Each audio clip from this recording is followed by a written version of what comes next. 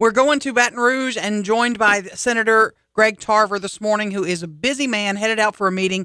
You voted for the sales tax proposal. It looks like 5 years. What do you think will end up coming of that?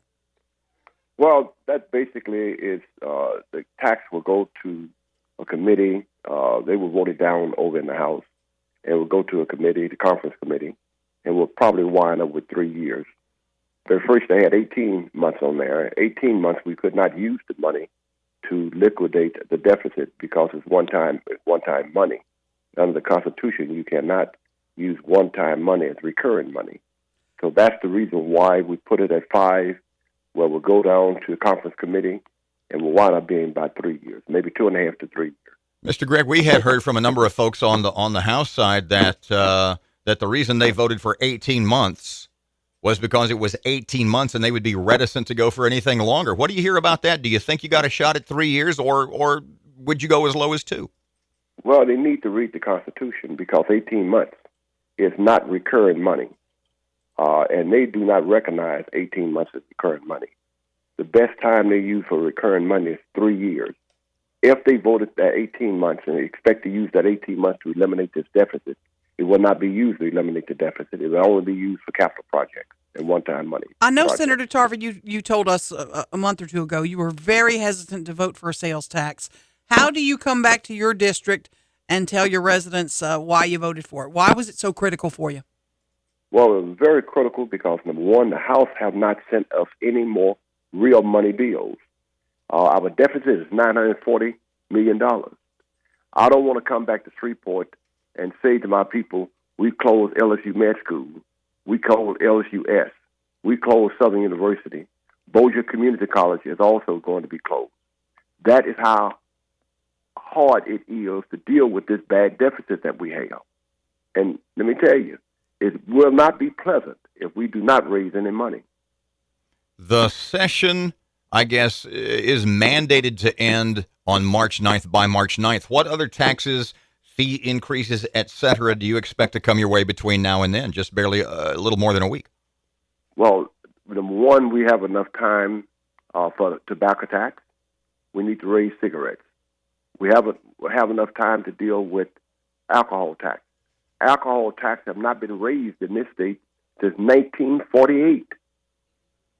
And they have not been paying their fair share. When we had spoken to you, a couple of weeks ago, you said that the sales tax was something you were a little hesitant to support. Is there anything else that could come your way that you'll say now that you might not be in favor of? Well, let me say this to you. If the cigarette tax come over, I will vote for the cigarette tax and the alcohol tax. You can't justify just voting for a sales tax and not voting for those sin taxes also. Whatever those type of taxes are, those taxes we need. We only have right now approximately $710 million. Gas tax? We have a gas tax. Yeah.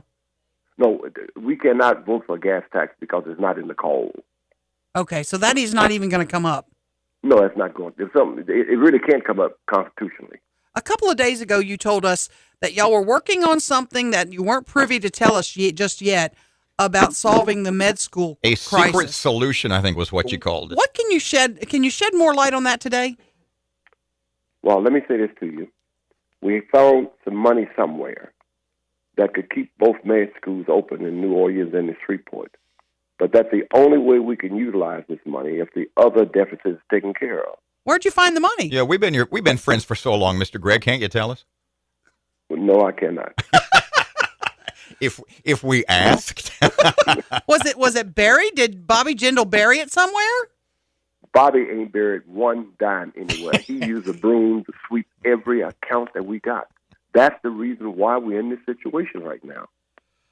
If you're a betting man, does LSU take the field this fall? Beg pardon? Does LSU football take the field this fall? We've heard all those threats. Is that a real threat? Well, let me say this to you.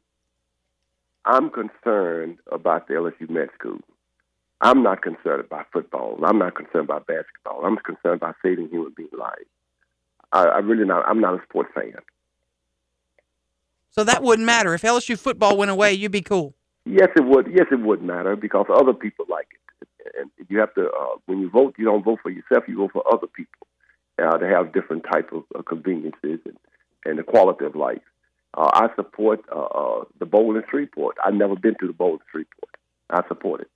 But I'm more concerned with the university system. I'm more concerned with the med school in Shreveport. I know you're busy and you're off to a meeting. Thank you for giving us a few minutes this morning. We appreciate it. Senator Greg Tarver, thanks. Thank you for calling.